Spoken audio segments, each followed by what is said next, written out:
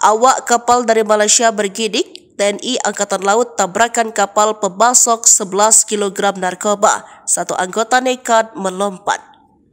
Tak ingin buruan lepas, anggota TNI Angkatan Laut berbuat nekat demi menggagalkan distribusi narkoba seberat 11 kg. Awalnya anggota pangkalan TNI AL Dumai mengedus dugaan pengiriman narkoba seberat 11 kg dari Malaysia. Dan Lanal Dumai Kolonel Laut Boy Yopi Hamil mengatakan pengiriman dilakukan menggunakan speedboat yang berangkat dari Malaysia.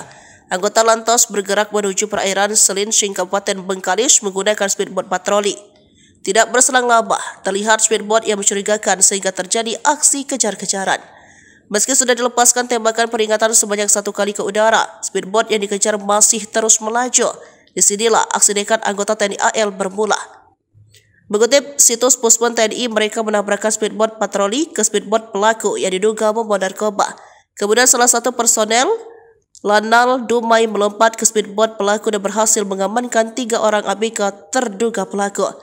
Dari hasil pemeriksaan, terduga pelaku mengakui bahwa mereka menggunakan modus membawa barang Sungai Pak Itam, Selangor, Malaysia.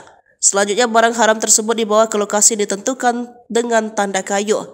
Terduga tersangka juga mengakui bahwa barang diduga narkoba tersebut disembunyikan dalam tas bentuk karung yang ditenggelamkan untuk mengelabui petugas. Terduga pelaku mengaku telah meletakkan barang diduga narkoba tersebut pada sekitar 350 meter dari titik lokasi penangkapan.